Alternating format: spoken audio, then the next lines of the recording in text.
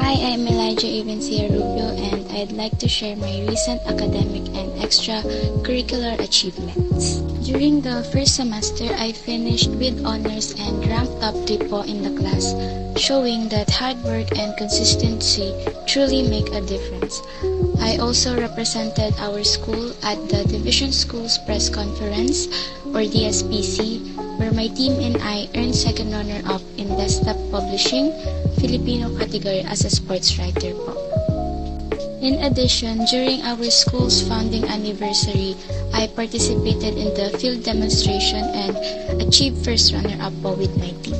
That is all for now po, pero this is just the beginning, and I believe that there is so much more to come, and I can't wait to keep learning, growing, and achieving even bigger things. Ginagawa ko po ang lahat ng aking makakaya. Hindi po ako uma-absent at na-relate sa trabaho upang matugunan ko ang pangailangan ng aking pamilya.